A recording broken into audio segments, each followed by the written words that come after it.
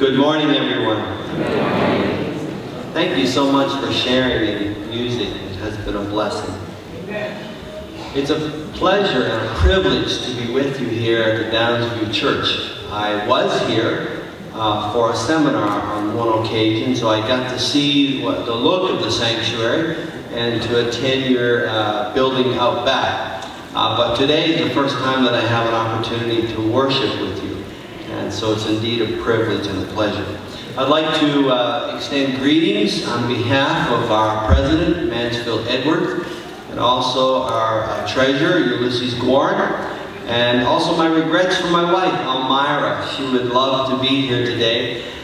She's the director of the Durham Trailblazers Pathfinder Club. So there are about 100 of them out camping this weekend. And so I very much regret that I can't be with her and dust the snow off her tent this morning, but I'm glad to be with you. I don't know how sincere that is, but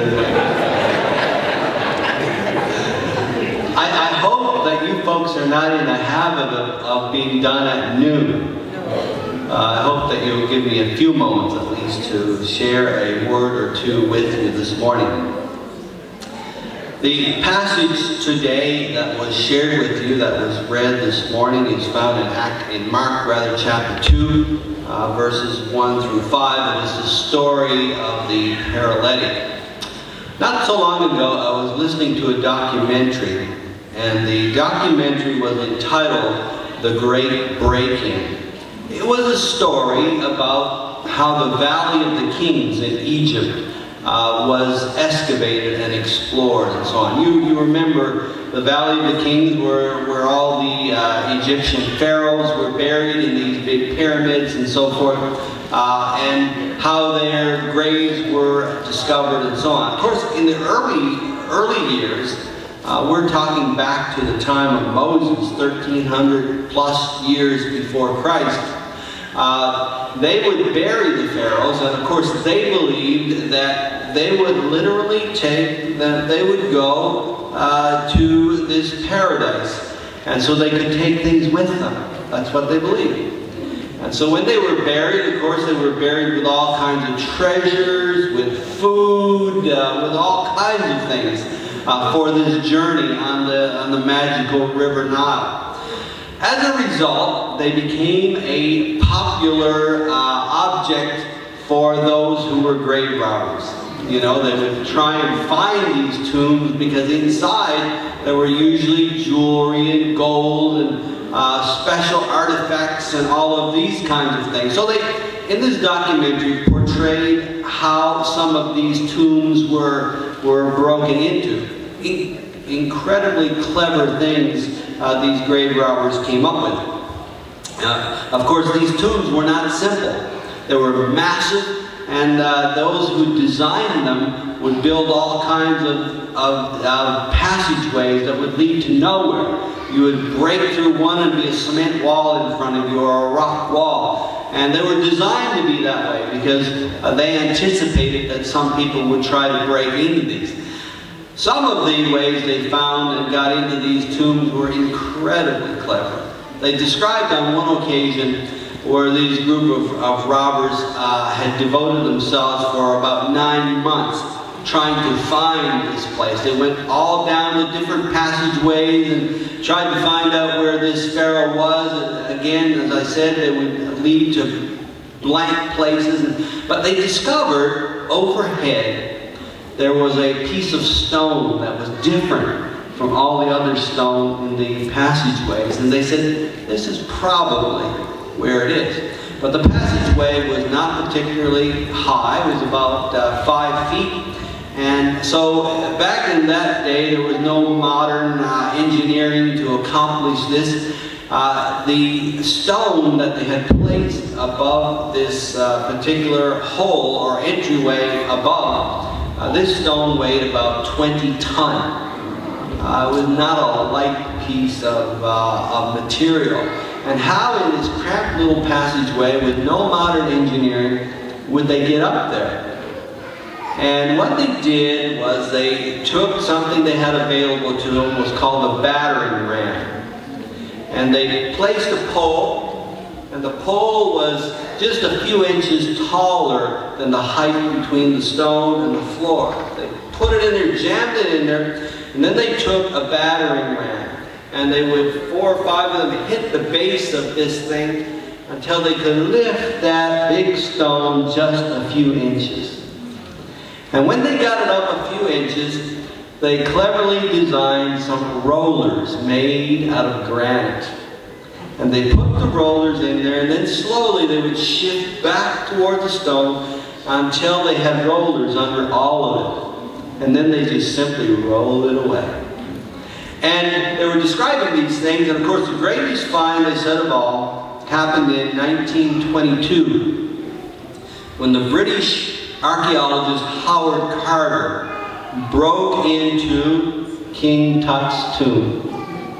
And it was the most unique because it was still intact. Nothing had been disturbed inside. When Carter looked through the hole for the first time that he was making, he saw in there incredible artifacts. There were little sculptures all over the place. There was gold in abundance. There was diamonds and precious stones and so forth. They also, of course, noticed his sarcophagus, which is a big fancy word for the coffin. And it was made of solid gold. Can you imagine? Some of you have been to the ROM, perhaps, and seen the artifacts of King Tut's tomb. I have seen them on occasion. And beside this solid gold sarcophagus was his throne room. His throne, I guess you would call it.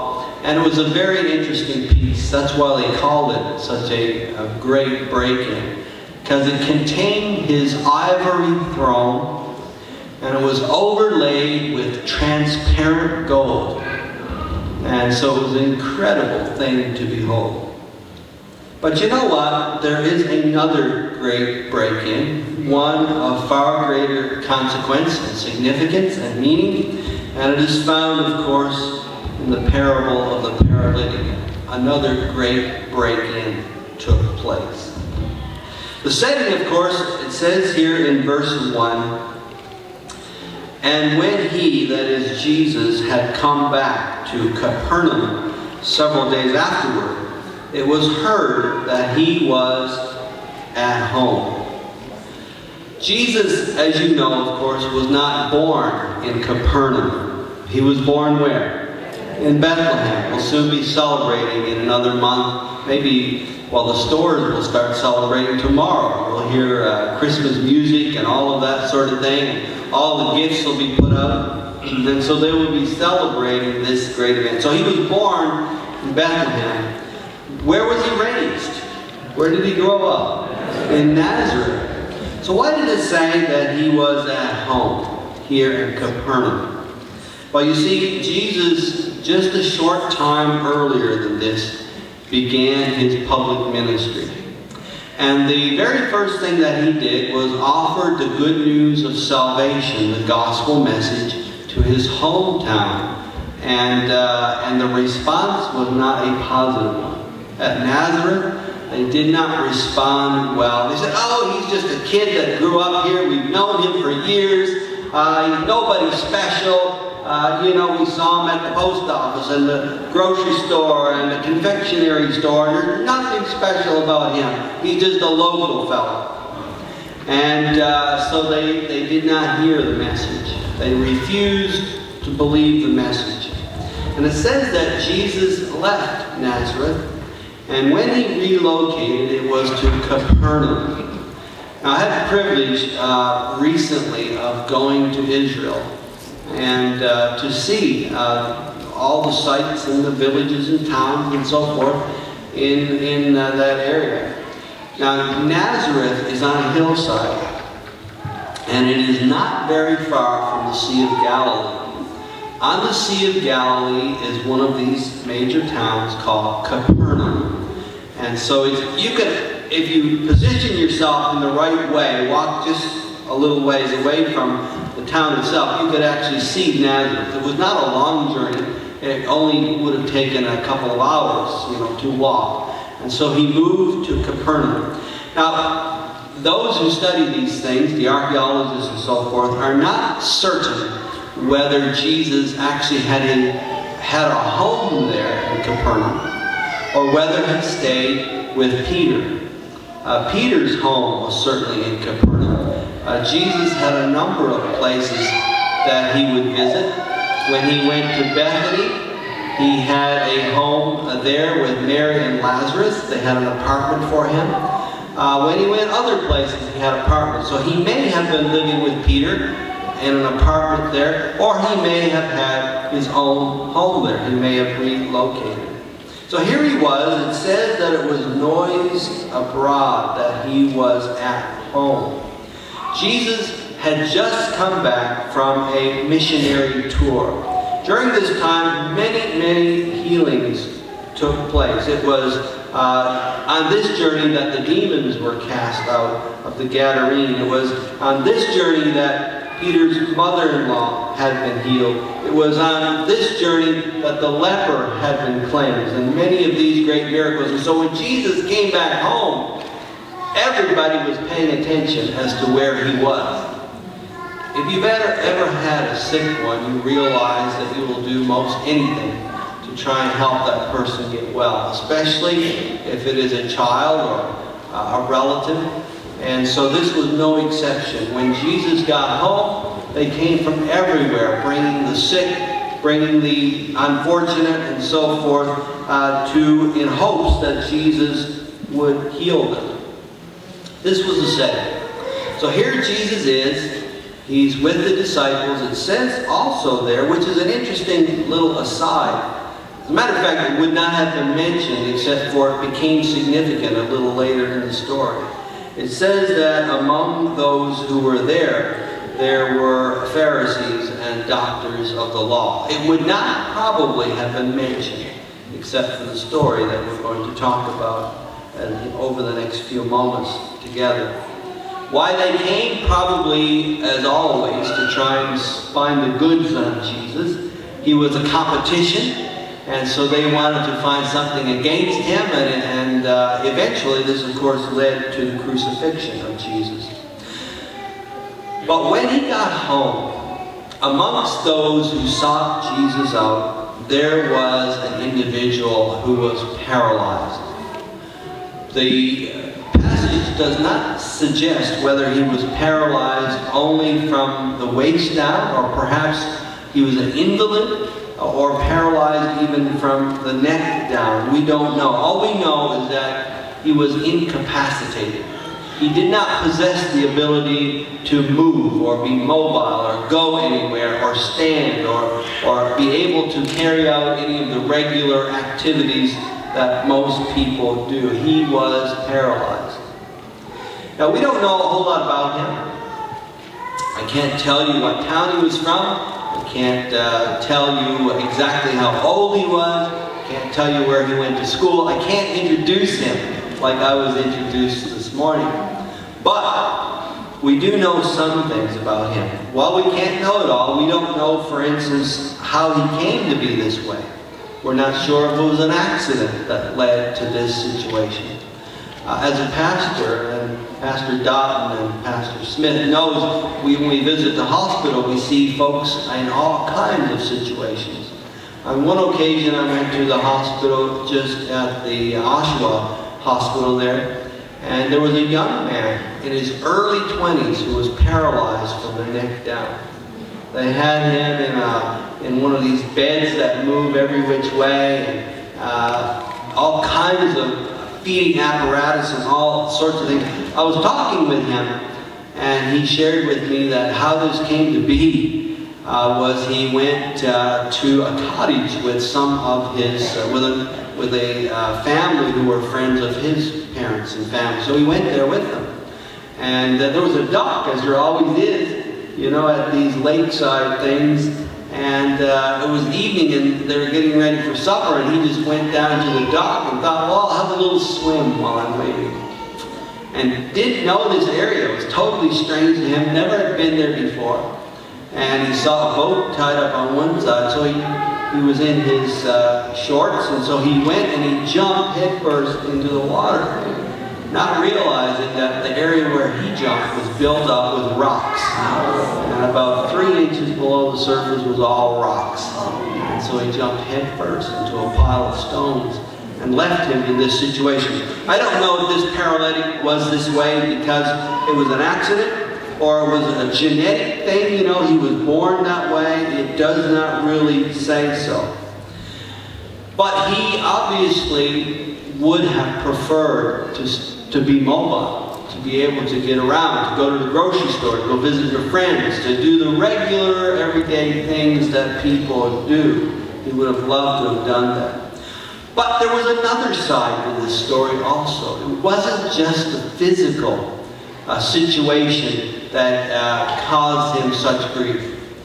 You know, in the time in which he lived, and remained so for many years, it was commonly believed that those who did well, those who were blessed and so forth, were under the special protection and blessing of God, and that God was shining down and raining upon them, and that's because of a good relationship with God. But if something bad happened to you, if somehow adversity came your way, then God was saying to you that he was displeased with you. There was a direct relationship between your blessings in life and how God viewed you. And obviously, being in this situation, most people of that particular time believed that this young man was under the curse of God because he was in such dire straits, totally unable to care for himself or to look after himself and so forth. And so he had this dual thing going on. He was concerned, of course, obviously, about his health, but his bigger concern and his primary concern was about his relationship with God. Was he forgiven of God? Did he have a good, was God good with him? Did he have a good relationship with God? That was his most important and significant thing. Now, interesting, I mentioned that the Pharisees were present. There is a chance, this passage seems to suggest, that the young man came with a primary concern, and that was being made right with God. Because the religious leaders rejected him. They would have nothing to do with him because he was under, they believed, the curse of God. His primary concern in coming was to be made right with God again. As a matter of fact, this passage suggests that if the Pharisees had not been present, the physical healing may not have taken place. Only the spiritual healing would have occurred that particular day. It was because they were present that Jesus went the extra mile. And we'll see that in just a moment. So, he hears that Jesus is in town. And he has a few good friends. Always a desirable thing to have a few good friends. I hope all of you have a few good friends.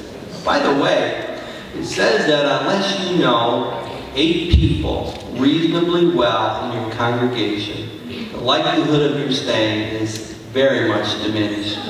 And so I hope that you have at least 8 people that you know reasonably well in your congregation. So they decide that they are going to take a gamble. Jesus is in town. They are going to take this young man, or what middle-aged man, we're not sure how old he was, and they were going to take him to Jesus so that Jesus could assist him. First of all, with spiritual healing, but perhaps even with physical healing. And so they decided they would take this great risk to do this thing. Now, it wasn't a simple thing to do. I don't know how far he had to travel. They strategically waited till Jesus was close enough that they could make the journey. They didn't want to travel all the way to Jerusalem. And so somewhere close, when he was going on his circuit, they would hope to catch him and intervene and to have an encounter with Jesus in this journey. And so when he was at home in Capernaum, wherever they came from was not so far that they couldn't come. But there were many obstacles on the road to Jesus' house. There were a number of things that they would have to overcome. First of all, there would be the embarrassment Everybody would be looking, and everybody would be staring, because here you are, 4 gentlemen taking a man on a stretcher. And they have 2 poles and a sheet, and they were carrying the 4 corners. And so they would have to go through the streets and the towns, and people would be observing and seeing, and it's kind of embarrassing. And so they had to consider that. But that was not nearly the biggest issue. It would be a strenuous journey. I have discovered that when you carry something, well, even dividing an average 200-pound male person between 4 of you, that's still about 50 pounds each. And you know, when you carry 50 pounds, for the first couple of minutes, it's not bad. If you've ever picked up a 50-pound sack of cement or something like that, for a moment or 2, it's not bad. But when you have to sustain that for any period of time, it seems to grow exponentially in weight and to burden you down. And so the 4 of them would have to go a considerable way. It would have been a strenuous journey. They would have had to stop often to carry him, and it would have required a certain dedication to carry this out. But there were more obstacles on the way to Jesus' house than just the embarrassment and just the amount of effort that would be required. They were not certain that Jesus would receive them. You see, most of the other religious leaders had already dismissed him as being under the curse of God. They didn't want him. They certainly didn't want to see him at church. They didn't want to have anything to do with him. They didn't want to rub shoulders with him, lest people think somehow they were, you know, known. They were familiar to each other, and the attitude they had toward that person might become the attitude they have toward them. And so they wanted to keep a nice, healthy distance. And so they were not sure whether Jesus would even entertain them if they got there. So they made their way, the 4 of them carrying this gentleman on the stretcher. And they would go through the narrow streets and through perhaps the olive trees as they were there, and cross fields and all of those things, till they finally made their way to Jesus' house. But when they got there, to their horror, the house was not accessible to them. Another obstacle on the road to Jesus' house. The house was not accessible to them because it was other people had heard that Jesus was home. And so they brought everybody and their uncle to see Jesus, especially those who were needing healing. And the entrance to the house was blocked. The street was blocked leading up to Jesus' house. And so what would they do? Would they give up in discouragement? Would they say, well, we did our best and we took it this far, but we can't go any further, and so we might as well go home? They did not say that. They decided that they would take an incredible risk. By the way, you know, there are still obstacles on the road to Jesus' house. There are many obstacles for those who are becoming a Christian, making a decision for the very first time. There is the fear of worshiping on a different day. There is the fear of having to make personal changes in your own life. Going different places now than what you had gone before. There is a fear that your family members will turn their back on you, a very real and large fear. And people will say, what will they think? There's the fear of old church friends no longer speaking to you. There's the fear of old church friends who will begin to mock you and laugh at you because you're going to church on what day of the week? And so there are obstacles on the road to Jesus' house. I remember once in an evangelistic series, which we were conducting and having in a church that I was a pastor of at the time. There was a number of folk who came, like always, you know, at most meetings. And among them was a person who was a senior citizen. He was probably about 78, 79, right around there. But he was in good health, and he came regularly to all the meetings. By now, you know, these was the days when you had 28 meetings, that sort of thing. And so we were getting near the end, and all the cards he checked was positive. He understood the Sabbath, he understood, you know, the state of the dead, he understood the gift of prophecy, and some of the more challenging ones we were noticing, but he never would check baptism. Well, finally, the evangelist and myself said, I wonder what the problem is. There must be something, some obstacle on the road to Jesus' house for him. And so we went to visit him to see what was the problem.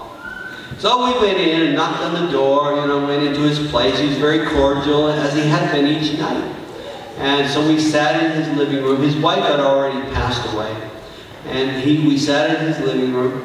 And so we shared the niceties of the day, like you do, and get to introduce each other. And then finally, after a while, we say, now brother, we noticed that you know, you come nightly and are responding. We just want to review with you the things you heard, you know, to make sure you're okay. See if you have any questions about anything. You know, are you okay with the Sabbath? Do you understand? Oh, perfectly understandable, Pastor. It's the way we should be worshiping, and the day that I'll be worshiping. And so we were kind of puzzled, and we reviewed some of the other teachings of the church. And then we finally said to him, now we noticed that when we did the baptismal one and the becoming a member of the Seventh-day Adventist Church, a local church in town, that you had not checked. And there's been a couple of times we've noticed you haven't checked. Oh, he said. He said, yes, he said, there's a reason why I haven't checked. He said, I would have a difficult time with that because, well, what would my parents think? And so the evangelist and myself looked at each other and we said, what would his parents think? Now his parents must be at least 105 or more. If they are still alive, I wonder. So we said, well, what do you mean? What would your parents think? He said, well, they're passed away now, but they, of course, were Lutherans. And what would they think in heaven on the resurrection morning if here I was now a Seventh-day Adventist? And I thought to myself, brother, if you are there on the resurrection with your parents, that'll be the last topic of concern. You'll just rejoice that you're there together. There are many obstacles on the road to Jesus' house. You know, even for those who are members already, those obstacles, we have to go to Jesus brand new every day. Every day we have to go brand new to Jesus. There are obstacles on the road to Jesus' house. For some folk, especially our young people, it is always the challenge of being a part of the regular society where we have become so secular. And to express one's views and beliefs in God is a challenge for our young people. It is an obstacle on the road to Jesus' house. I find the same with so many of our working folk who are challenged with their Sabbath observance and so forth. It is an obstacle on the road to Jesus' house. There are countless other ways in which we find there are obstacles on the road to Jesus' house. Sometimes it is just getting up Sabbath morning after a long week of work and making your way to fellowship and to worship. There are obstacles on the road to Jesus' house. Back to the story. The men who were there, I usually try to wrap things up. I don't like to push things too long. If you will bear with me a few more minutes, I'll try to wrap this story up. So the young men are there with the fellow on the sheet, and they face this crowd and they realize that this is an obstacle. Should they turn around and go home? They decide to take a gamble. They take a side street and they go around to the back of the house in which Jesus is residing, and they find a way of getting to the roof, a ladder up to the roof, and they do that. Now in Israel, then as today, the roofs are not quite as structured as yours and mine are here. In those buildings, they had beams that were about 3 feet apart. They were the main structures, and across them they had smaller beams. Then they had a woven mat that they laid down, and finally on top of that they would put a tile stone. And so you could actually take it off, peel it off, or put it back. It would not have destroyed the roof. I wouldn't want to see anyone digging through my roof today. It would cause a lot of damage. But there, you could do that. And the only problem would be, of course, underneath would be where Jesus and the disciples are, and speaking and so forth. And there'd be dust and dirt and noise and so on coming down on his head while he was there. And this could have the effect of making him very angry. And so they did. They peeled back the roof. By the way, today in Israel, when I was there just not so long ago, you'll see the houses in Jerusalem and in the countryside. And as I was going by, I would see a beautiful, nice-looking building, rectangular, and then I would see this rebar sticking right up all around the perimeter of the house. Rebar, you know what that is? Metal poles sticking up that they usually put in concrete to reinforce. And I said, and they were all rusted, but the building looked lovely. I said, so what is that? Why do I see that so often? Oh, they said, here, one family expects that the next family will live above them. And so their son or their daughter would simply build another level right above them. And so the rebar is already done so that when they pour the cement, it makes it easier. They're attached to what's below. So they tear this opening and they lower him down right in front of Jesus. Jesus, of course, we know from this story, is responsive and sympathetic and says such great faith is hard to see in Israel. And so he sees this faith. And you know what he does? It says they came bringing to him a paralytic carried by 4 men, and being unable to get to him because of the crowd, they removed the roof and opened it, and they dug an opening, they let him down and so forth. And Jesus, seeing their faith, said to the paralytic, "My son, your sins are forgiven you." Your sins are forgiven you. And had nothing more been said, probably the man would have gone home restored spiritually only. But because the Pharisees were there and they argued with Jesus and said, "Who do they think he is? Nobody can forgive sins but God himself."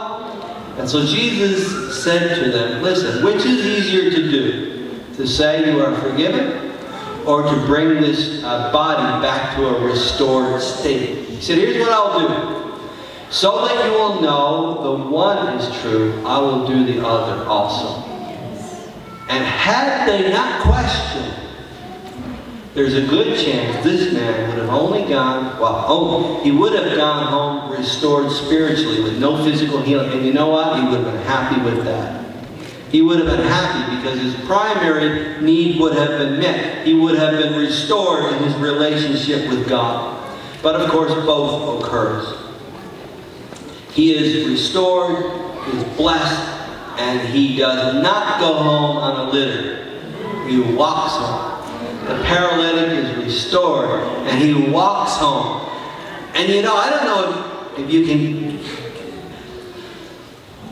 get the idea of the significance of what that would mean to restore a person to life instantly like that. And the person goes in on a litter and walks out with his bed under his arm. I'm risking extending your patience, but I want to tell you a little incident that occurred to me once. I went to a hospital, my wife and I, to visit somebody who was there. And this person was from out of town, so I knew them, but not very well. And so I went to the hospital to visit. It was a big room. And when I got there, all the seats were taken. And you know, the chairs, and they'd already cramped them in around there to visit this person. But folded up, there was 2 chairs. My wife sat on one, and folded up, there was a wheelchair. You know, they collapse them, right? They stick them against the wall. Well, I just simply, there was nowhere else to sit. And so I got the wheelchair and I yanked it apart and sat down in the wheelchair. And sat there and visited with this man. And in the course of the next half hour, most everybody had changed hands now. Those who had visited had left, new people came in, and so it was pretty much a new crowd when it came time for me to leave. And here I am sitting in the wheelchair. They had only ever seen me in the wheelchair. And when it came time to leave, my wife stood and I hopped out of the wheelchair. And people were aghast. They thought I was in the wheelchair because I was not mobile. I can imagine what it would have been like on that morning. Let me finish by saying this in the next moment or two. That there are still things you can do to help people to make it to Jesus' house. There are still so many things that you can do. You can, even in the conversation that you share at work, can help people see the road to Jesus' house. Isn't that true? We can help people in their journey to Jesus' house by the example that we set, by our willingness to give and to be used in God's service and to share and to give of our resources and our time and our talents and whatever we have. We can be an encouragement to people along the road to Jesus' house simply by our example. Other times we can literally bring people to church. I know there are many times when we as pastors are made acquainted with people who would like to come to church but either don't have transportation or whatever. And so what we often do as pastors know is we'll review in our mind, now, who lives close to this person? Oh yeah, brother so-and-so lives only a few blocks away. Maybe if I called him and I know he has some room, maybe he'd bring him to church. That happens frequently. Pastors try and arrange for people to come to Jesus' house, and you can be a help. There are other ways, of course. You can pray for individuals. Prayer is a great way to help people along the road to Jesus' house. I'll finish with this last story. I had just arrived at a brand new assignment for me. It was a little church in Alberta, about 250 members or so, about half the size of this congregation. And it was a vibrant little church. It was pretty full, and I enjoyed that experience immensely. Amongst the people that I met there the first few weeks was a lady, probably about 68 or so, and her name was Mrs. Tokamp. She's still alive. She doesn't mind me sharing this story. And Mrs. Tokamp lived only a few houses away from me in the house that I purchased. And when I visited with her after church one day during the fellowship meal, she said one of the big burdens on her heart was that she had a husband of about 40 years, and she had prayed for him all of those 40 years, but he was not responsive to the gospel.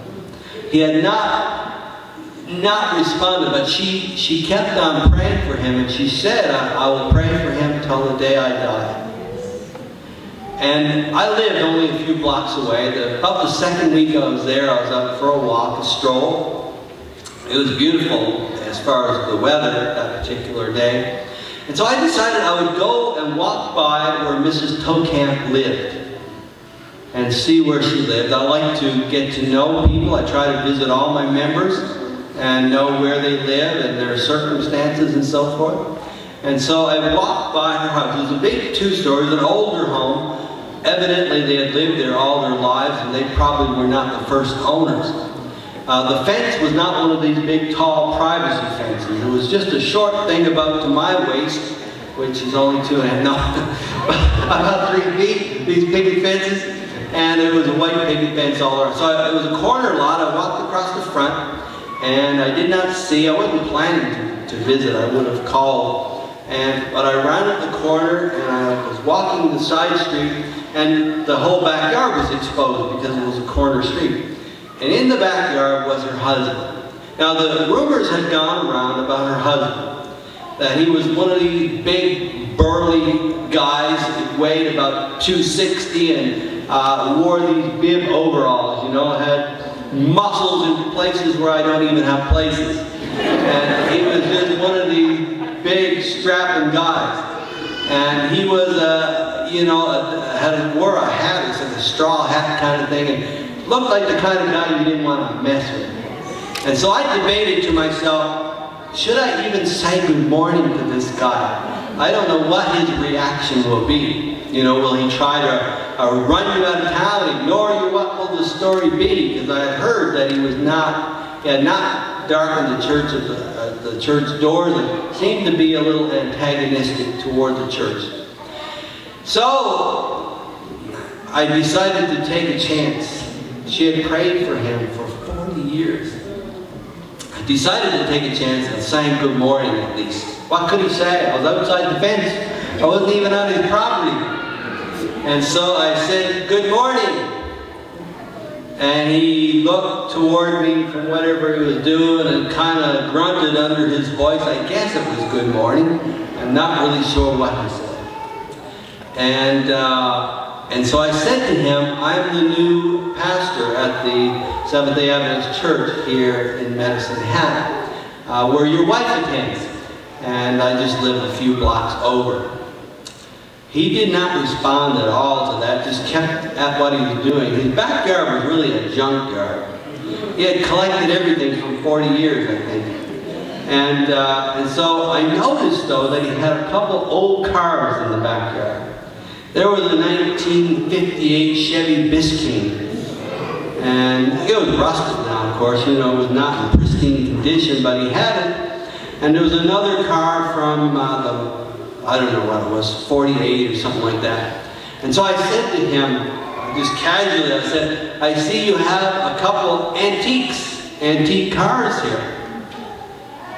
And while he was ignoring me before, he didn't ignore me now. He wanted to talk about his antique cars. And his wife had grown tired of hearing his stories, and so he decided he would talk to me about his cars. So he came over to the fence where I was, and he said, well, that car was a car that I had when I was a young man. You know how that story goes, and all the memories that go with that. And this old car here belonged to his uncle somebody or other. And then he had a third one, which was under wraps. It was under a tarp. So I knew this one was more special than the others. And then a gleam came in his eye, and he said, but, he said, treasure, this is it. And you know, he took off the wrap on this whole thing. It was still rusty a bit, and so on. But he said, I can't remember what it was, though. It was an old DeSoto or something from the 40s or 30s or whatever it was. And it was special to him. He had gotten it and somewhere or other and kept it all these years. So then he tells you the whole history of these. I must have been there an hour and a half. He had old bricks there that he had collected from taking something down, and he was going to build a new fireplace in his house. And so then he got very conversant with me, and we spent a good hour and a half together. Finally, I left, and he had a different attitude, at least toward one clergy of the Seventh-day Adventist Church. And you know, he had actually a good heart. He was a good man, even though he had these feelings about church. On Tuesdays, he would go to the bakery in town, small bakery, and they would have their day-old bread, it's called, you know, stuff they would put up for sale, and now they had to bake fresh again. I guess it was their day. And so all the old stuff, he would take the old stuff and pack it all aboard of his old truck. He had an old yellow Ford pickup truck that was almost as old as he was, but he'd pack it aboard, and then he had a list of people that he would go see. And they were people who were, there were a number of young widows on there, ladies who had kids but who didn't have a husband. He would go and he would give them all this bakery stuff. There was bread and croissants and pies and whatever was there. And I don't know why, but somehow my wife and I made it onto his list. Maybe he heard when we got paid. I don't know, Brother Doctor. Maybe that was the And he decided that he would share of his abundance with us. We had 4 kids at the time, and 3 actually. And so he decided that he would share of his bounty. So Tuesdays, after he got his wagon full, he would come to our house and we would get to pick croissants and a loaf of bread or whatever. It turned out to be a great thing. And so we got to know him better as time went on. Finally, one day, we had talked lots by now. It was probably a year had gone by. His wife was still praying for him. He said to me, he said, you know, I wouldn't be opposed to doing some Bible study.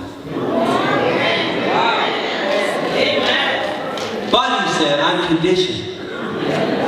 My wife must never find out. He wanted to do what he wanted to do, not because she nagged him. I think she prayed for him, but I think she nagged him for 40 years also. And so she can't know about this. And so I agreed to that. So we did studies together when he would come to drop off his bakery items to the house. For the next number of months we reviewed it. He had heard most of it really. And so he had a change of heart. He wanted to become a Christian now.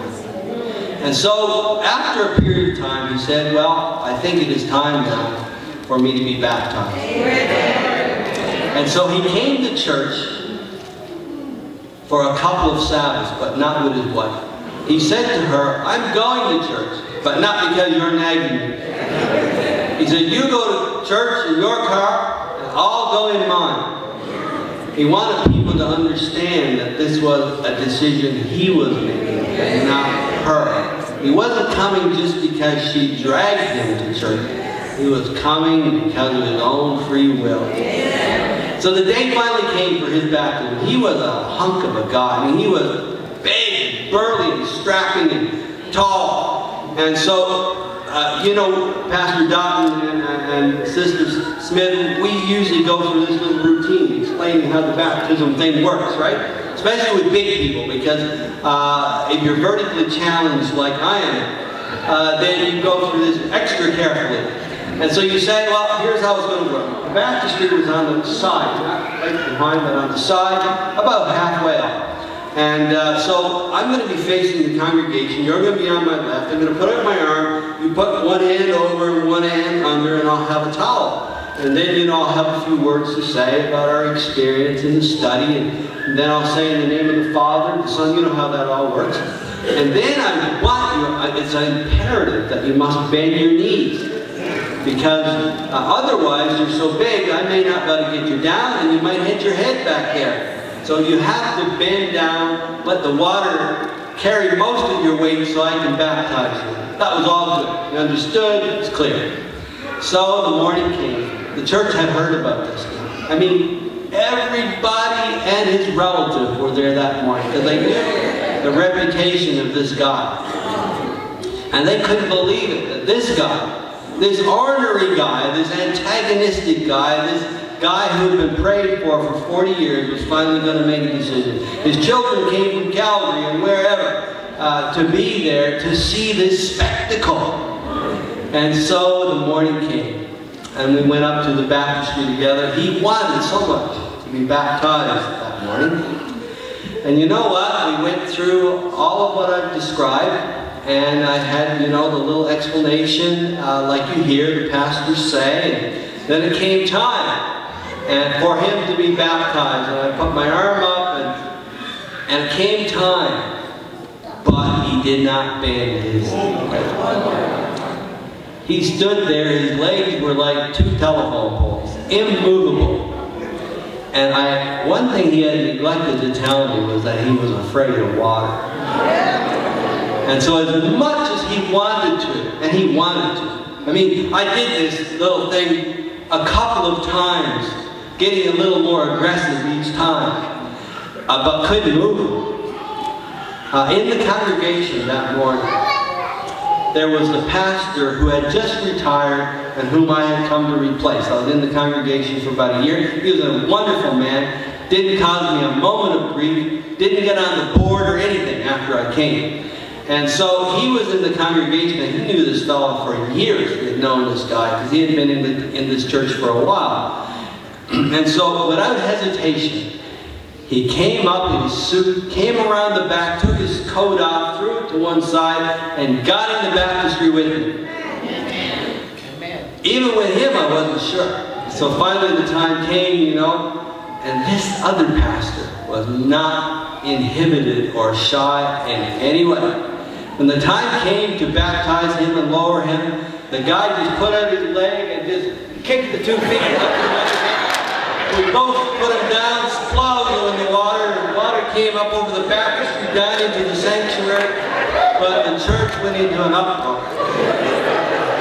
because the answer to prayer had come to fruition. There are many ways you can assist people in their journey toward the kingdom.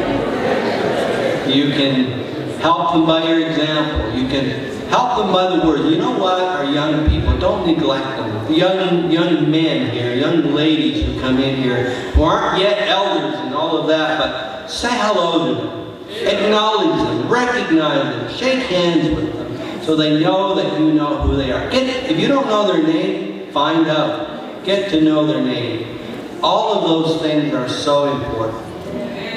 There are many, many things you can do to help people on the road to Jesus' house. So this morning, all of you who would like to be one of those bearers of that young man, who want to say to God, I want to be a help to people on the road to Jesus' house. Won't you stand with me as we have a prayer together? Our Father in heaven, we are so grateful that we've been here today. We've been able to share and been able to make it to Jesus' house. Many folk here have overcome many obstacles to come today. Many are here because of circumstances. Many are here because of prayer. Dear Lord, I just ask that as you see this congregation here at Downsview, bless each member. Help them to be a ready hand as they encourage and help people on the road to Jesus' house. Bless all of us who are in the valley of decision today, as we have overcome many obstacles, and yet there are still some before us. Help us to find that way and to make that brave and daring step to go around the back and make it up and through the roof if necessary. Help us to find our way to Jesus' house.